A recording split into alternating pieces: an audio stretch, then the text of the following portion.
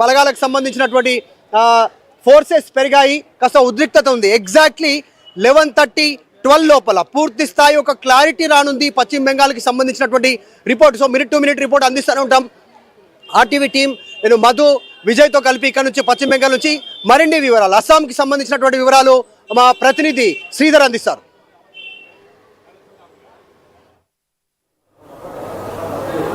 కేరళలో క్లియర్ కట్గా కూడా ఒకవైపు కాంగ్రెస్ యొక్క యూడిఎఫ్ కూడా క్లియర్ మెజార్టీతో ముందుకెళ్తుంది. ఎందుకంటే 140 సీట్లు ఉన్నటువంటి కేరళలో ఎల్డీఎఫ్ యూడిఎఫ్ మధ్య పోటాపోటీ ఓరాఓరిగా ఉంటుందని చెప్పి కూడా ముందస్తు ఎగ్జిట్ పోల్స్ చెప్పినప్పటికీ ఎక్కడ కూడా ఎల్డీఎఫ్కు దరిదాపుల్లో లేకుండా యూడిఎఫ్ అయితే కూడా ముందుకు దూసుకెళ్తుంది. ఎందుకంటే కేరళలో 10 ఏళ్ళు సిపిఎం ఉన్నటువంటి ఎల్డీఎఫ్ కూడా 10 ఏళ్ళు పాలించింది. అనేకమైనటువంటి ఆరోపణలు కూడా ప్రభుత్వం పైన వచ్చాయి. ఆ ప్రభుత్వం పైన కాకుండా అక్కడ ప్రజా వ్యతిరేకత అనేది కూడా కూడగట్టుకుంది. దాన్ని క్యాచ్ చేసుకున్నటువంటి కాంగ్రెస్ కూడా పెద్ద ఎత్తున అక్కడ కేరళ మీద ఫోకస్ చేసింది. దక్షిణాదిలో సిచ్యువేషన్స్ అటు ఇప్పటికటు దక్షిణాదిలో కర్ణాటక తెలంగాణలో అధికారంలో ఉన్నటువంటి కాంగ్రెస్ కూడా అటు కేరళకు సంబంధించినటువంటి దాంట్లో పూర్తి స్థాయిలో అక్కడ నిమగ్నమై అక్కడే ఎక్కువ పెద్ద మొత్తంలో కూడా ప్రచారం చేయడం కాకుండా దానికి తగినటువంటి ఫలితాలు అంటే మ్యాజిక్ ఫిగర్కు సంబంధించినటువంటి దాన్ని మార్కట్టే ప్రస్తుతం ట్రెండింగ్లో కూడా దాటిపోయిందని చెప్పాలి కేరళకు సంబంధించి. మరొక పక్క కేవలం కేరళని కాకుండా ఇతర రాష్ట్రాల్లో కూడా ఒకవైపు కాంగ్రెస్ చూపుతుంది బలంగా.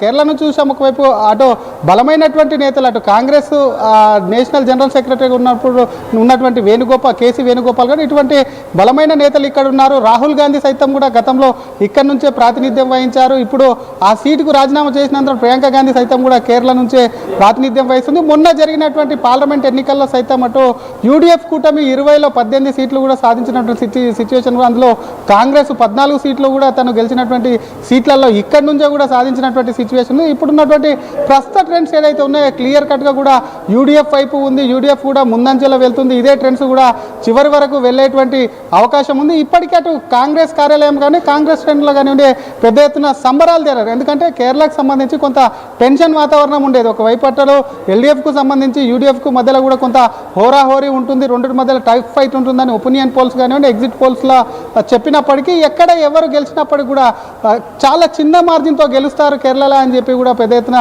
ఎగ్జిట్ పోల్స్ వచ్చాయి. కానీ ఇక్కడ క్లియర్ కట్గా తెలుస్తుంది ప్రస్తుతం ఉన్నటువంటి పరిస్థితుల్లో కూడా ట్రెండింగ్ అంతా కూడా కాంగ్రెస్ వైపే ఉంది. యూడిఎఫ్ కూటమి అనేది కూడా దూసుకుపోతుంది. మరొక వైపు అటు కాంగ్రెస్కు సంబంధించినటువంటి శ్రేణులంతా కూడా డెఫినెట్గా కేరళ గెలుస్తామని కొంత వాళ్ళకు సంబంధించి నమ్మకంగా ఉన్నప్పటికీ ఎక్కడో ఒక చోట కొంత వెలితి ఉండేది. అటువంటి సిచ్యువేషన్లో కేరళకు సంబంధించి మాత్రం కాంగ్రెస్ కైవసమయ్యే దిశ కూడా వెళ్తుంది. మరికొద్ది సేపట్లో క్లియర్ కట్గా అంటే 12-1 వరకు కూడా క్లియర్ కట్గా కేరళకు సంబంధించినటువంటి అంశంలో కాంగ్రెస్ ఇంకెంత మెజార్టీ, ఎందుకంటే చూస్తున్నాం సీట్లకు సంబంధించినటువంటి అంశంలో సీట్లు మార్జిన్ అనేది ఏదైతే ఉందో అటు ఎల్డీఎఫ్కు యూడిఎఫ్కు మధ్య కూడా రాను యూడిఎఫ్కు సీట్ల సంఖ్య పెరుగుతా పోతుంది. అటు ప్రస్తుతం కాంగ్రెస్ ప్రభుత్వం కూడా 3 రాష్ట్రాల్లో అధికారం, దానికి తోడు మరొక రాష్ట్రం కూడా కేరళ కూడా జతగాపోతుంది దానికి సంబంధించి అని చెప్పి కూడా ఇప్పటికి ఉన్నటువంటి ట్రెండ్స్ అయితే చెప్తున్నాయి. కొద్ది క్షణాల్లోనే కొద్ది సేపట్లోనే అంటే 12 కానివ్వండి 1 లోపు కానివ్వండి కాంగ్రెస్కు సంబంధించి ఎన్ని సీట్లలో మెజార్టీ సాధిస్తుందని క్లియర్ కట్గా వేచి చూడాలి.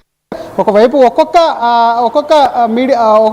దానికి సంబంధించి ఒక్కొక్క సంస్థ ఒక్కోలాగా చూస్తే క్లియర్ కట్గా మరొక వైపు అటు ఈసీఐ అంటే ఎలక్షన్ కమిషన్ ఆఫ్ ఇండియా కూడా క్లియర్ కట్గా యూడిఎఫ్కు సంబంధించినటువంటి మెజార్టీ అందులో చూపిస్తుంది. 140 సీట్లు ఉన్న దాంట్లో 71 సీట్ల మెజార్టీ యూడిఎఫ్కు అవసరం ఉండగా ఇప్పటికే దాదాపుగా 90 సీట్ల మార్జిన్ కూడా దాటి వచ్చినటువంటి సిచ్యువేషన్ ఉంది. ఇది కొంచెం ఇంకా పెరగవచ్చు లేదంటే తగ్గొచ్చు. కాబట్టి ఓవరాల్గా చూస్తే కేరళలో మాత్రం కాంగ్రెస్ కూటమి యూడిఎఫ్ ఏదైతే ఉందో ప్రస్తుతానికైతే ట్రెండింగ్లో దూసుకుపోతుంది. మరొకవైపు కాంగ్రెస్ ఇక్కడ అధికారం ఏర్పాటు చేసే దిశ కూడా ఇప్పటికే పావులు కదుపుతుందని చెప్పొచ్చు.